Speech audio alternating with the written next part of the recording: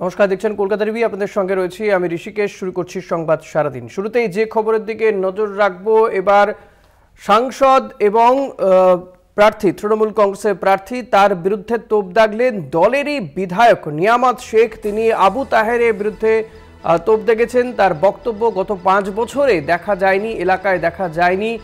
লোকসভা নির্বাচনে মুর্শিদাবাদ কেন্দ্রের প্রার্থী, তৃণমূল কংগ্রেসের প্রার্থী আবু তাহেরকে নিয়ামত শেখ এবার আবু তাহেরের বিরুদ্ধে তোপ দেগেছেন। 5 বছরে টিকি দেখা যায়নি, এমনটাই বলছেন নিয়ামত শেখ। তৃণমূল প্রার্থীর বিরুদ্ধে বিস্ফোরক নিয়ামত শেখ, আবু তাহেরের বিরুদ্ধে বিস্ফোরক নিয়ামত শেখ। দলেরই সাংসদ এবং তৃণমূল প্রার্থী, তার বিরুদ্ধে তোপ দাগলেন।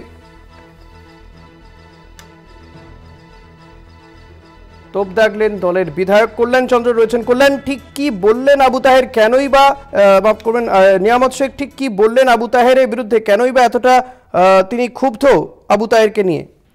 দেখো, হরিহরপাড়ার তৃণমূল বিধায়ক নিয়ামত শেখের বক্তব্য যে তার বিধানসভায় যে ভোট হয়েছে, অর্থাৎ বিধানসভার যখন ভোট হয় এবং বিশেষ করে পঞ্চায়েত ভোট হয়, সেই পঞ্চায়েত ভোটে প্রচুর তৃণমূল কর্মী সমর্থক, তাদেরকে লক্ষ্য করে বোমা ছোড়া হয়েছিল, বেশ কিছু গাড়ি ভাঙচুর হয়েছিল তৃণমূলের, কয়েকজন জখম হয়েছিল। সেই সময় খোঁজ নেননি এই যিনি মুর্শিদাবাদ লোকসভার প্রার্থী আবু তাহের খান। পাশাপাশি হরিহরপাড়া বিধানসভায় তিনি যান না, যার ফলেই হরিহরপাড়ায় প্রচার সেভাবে হয়নি। এবং সেই বিষয়টা কিন্তু রাজ্য নেতৃত্বকে জানিয়েছে, শীর্ষ নেতৃত্বকে জানিয়েছিলেন তিনি, এবং রাজ্য শীর্ষ নেতৃত্বের নির্দেশেই, অর্থাৎ অভিষেক বন্দ্যোপাধ্যায়ের নির্দেশেই তিনি দলের হয়ে ভোট করছেন। এতদিন তিনি নিষ্ক্রিয় ছিলেন। আজকে হরিহরপাড়ার বিধানসভার 10টি অঞ্চলের কর্মী সমর্থকদের নিয়ে তিনি বৈঠক করেন এবং অভিষেক বন্দ্যোপাধ্যায়ের নির্দেশে দলের হয়ে ভোট করবেন বলে তিনি জানিয়েছেন। কিন্তু বিষয় যেটা হচ্ছে, নিয়ামত শেখের বক্তব্য যে এমপি তাদের কোনো খোঁজ খবর রাখেন না বলেই এলাকার মানুষ নিষ্ক্রিয় হয়ে গেছে, তার দিকে তাকিয়ে তারা ভোট করবে বলে আশাবাদী। যদিও আবু তাহের খানের বক্তব্য যে নিয়ামত শেখ দলেরই একজন সৈনিক এবং তিনি দলের হয়েই ভোট করবেন, কারো মান অভিমান থাকতেই পারে। তবে তিনি 3বার হরিহরপাড়ায় গেছেন, হরিহরপাড়ায় যা হয়নি বলে তার উপরে যে কথা বলা হচ্ছে বিরুদ্ধে, সেটা আদৌ সত্যি নয় বলে জানিয়েছেন তৃণমূল প্রার্থী আবু তাহের খান। কিন্তু কল্যাণ, এভাবে দলের একজন বিধায়ক, দলের সাংসদ এবং এবারে প্রার্থী, তার বিরুদ্ধে তোপ দাগায়, একেবারে প্রকাশ্যে তোপ দাগায়, কোথাও গিয়ে কি নির্বাচনে তার কোনো প্রভাব পড়বে না?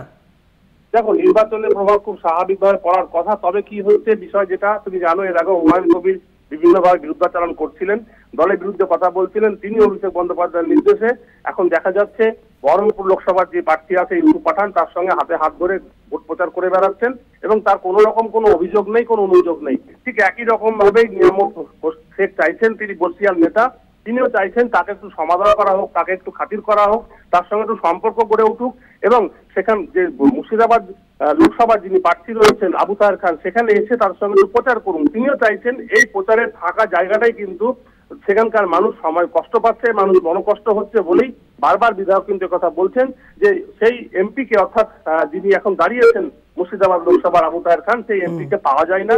5 বছর ধরে সেই বিধানসভায়, অর্থাৎ হরিহরপাড়া বিধানসভা যেহেতু তার লোকসভার অন্তর্গত, সুতরাং তিনি সেখানে যান না, যার ফলে মানুষ মনোকষ্টে ভুগছেন। ঠিক এই জায়গাটাকেই কিন্তু তিনি বাধ্য করে বা তিনি এই জায়গাটার অভিযোগ করে কিন্তু বারবার বলে আসছেন। আজকে যেটা জানিয়েছেন আবু তাহের খান, যে 2-1 দিনের মধ্যে করা যাবেন এবং সেখানকার মানুষজনের সঙ্গে সেখানে প্রচারে নামবেন। এবং সবচেয়ে বড় বিষয় হচ্ছে যে হরিহরপাড়ায় এখনো পর্যন্ত আবু তাহের খানের পক্ষে কোনো ভোট ওয়ালিং পর্যন্ত হয়নি, এরকম অভিযোগ উঠেছে হরিহরপাড়ায়। ধন্যবাদ কল্যাণ। কথা বলছিলাম প্রতিনিধি কল্যাণ চন্দ্রের সঙ্গে। নিয়ামত শেখ ঠিক কি বলছেন আবু তাহেরকে নিয়ে, শুনুন। আগে নির্বাচিত হয়েছিল, এমপি হয়েছিল। 5 বছরের পরে আমাদের 2021 সালে নির্বাচন হয়েছে।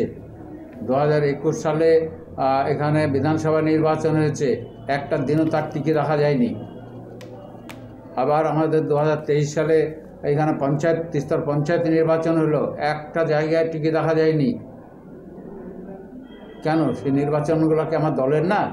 আমার দলের এমপি সে হয়ে আমার অন্য যখন নির্বাচন হচ্ছে তখন অংশগ্রহণ করবে না, আর এখন বলছে আমাদের গাফলতি কেন, আমাদের দেরি কেন? দেরি কেন তো তাকে জিজ্ঞেস করো তোমরা গিয়ে, দেরি কেন? ওর নির্বাচনের জন্য দেরি, আর আমাদের পুরো বিধানসভা গেল, আমাদের পুরো পঞ্চায়েত গেল, একদিনও তার পাত্তা নেই। ওটাকে তৃণমূলের নির্বাচন ছিল না? আর তৃণমূলের কি দায়িত্ব নাই? তাহলে আমরা স্বাভাবিকভাবেই আমরা এর প্রতিবাদে আমরা বসেছিলাম। আমাদের অভিষেক যতক্ষণ না বলবে আমরা করব না। তাই অভিষেক ব্যানার্জির সঙ্গে দেখা করেছি। অভিষেক ব্যানার্জি আমাদের দায়িত্ব নিয়ে বলেছে যে না, আপনারা দলের ভোট করুন, ব্যাস। এবং মমতা ব্যানার্জিও বলেছে। আমি দুজনের সঙ্গে কথা বলেছি, যেটা আমার কথা বলার ছিল আমি সেটুকু বলেছি। আবু তাহের খান, তার বিরুদ্ধে সরব হয়েছেন হরিহরপাড়ার তৃণমূল বিধায়ক নিয়ামত শেখ।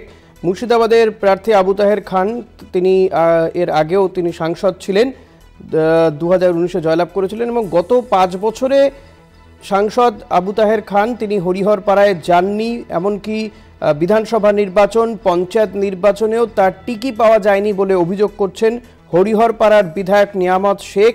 সে কারণেই তিনি প্রকাশ্যে সরব হয়েছেন আবু তাহেরের বিরুদ্ধে। তিনি তার হয়ে নয়, বরং অনেকটাই অভিষেক বন্দ্যোপাধ্যায়ের কথাতেই তারা এই নির্বাচনে ময়দানে নেমেছেন। আবু তাহেরের বিরুদ্ধে ক্ষোভ প্রকাশ করে জানিয়েছেন নিয়ামত শেখ। এর আগে আমরা দেখেছিলাম যে ইউসুফ পাঠানকে নিয়ে ভরতপুরের তৃণমূল বিধায়ক হুমায়ুন কবির তিনি সোচ্চার হয়েছিলেন, কিন্তু অবশেষে তাকে তার মান ভাঙান তৃণমূল শীর্ষ নেতৃত্ব। তারপর ইউসুফ পাঠানের পাশেই দেখা যায় হুমায়ুন কবিরকে। এবার আবু তাহের খান, তার বিরুদ্ধে সোচ্চার হলেন দলেরই বিধায়ক নিয়ামত শেখ। যদিও আমরা কিছুক্ষণ আগেই আবু তাহেরের সঙ্গে যোগাযোগ করার চেষ্টা করেছিলাম, তিনি কোনো রিয়াকশন দিতে চাইলেন না, তিনি কোনো প্রতিক্রিয়া দিতে চাইলেন না।